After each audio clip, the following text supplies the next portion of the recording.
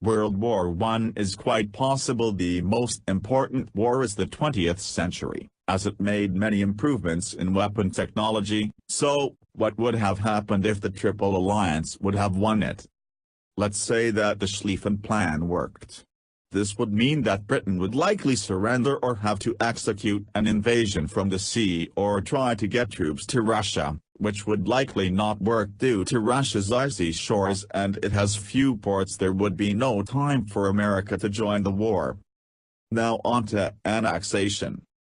Germany would annex some northern parts of France and take much of western Russia, same with Africa, and possibly make puppet governments in the Ukraine or Poland, although unlikely. Austro-Hungary would likely annex most of Romania, Serbia, and Albania, and small parts of Italy and Bulgaria. Italy, if they were to join the Triple Alliance, as in our timeline Italy was close to join, until the Triple Entente offered past territories that belonged to Austro-Hungary, would likely annex parts of southern France. The Ottoman Empire would likely take back Italian territories lost in the Italo-Turkish War, and take lands from Greece, Bulgaria, Albania, Russia, and British Africa. Now into the interwar period.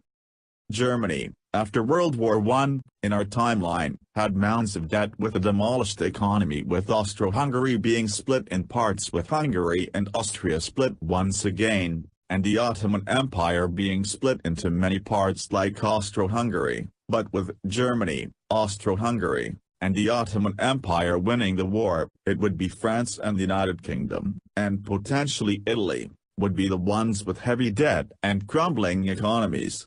This would also cause Hitler to still be in the German military, as when Germany surrendered, he was angered with Germany, and since Germany had a horrible economy, many Germans disliked the government, and thus, Hitler got his fame.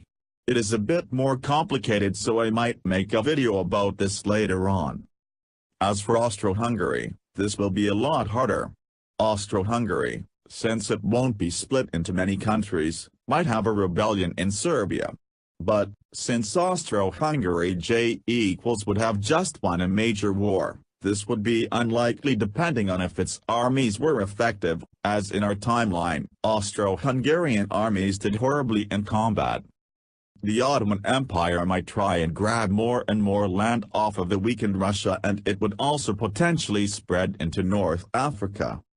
The Cold War would be non-existent, as World War II would never happen unless some other war happens, which is probable, but it probably won't be in Europe, maybe in Asia, as it is possible Japan will still try to take over China and Russia, possibly being successful in this timeline, making Asia very different from today.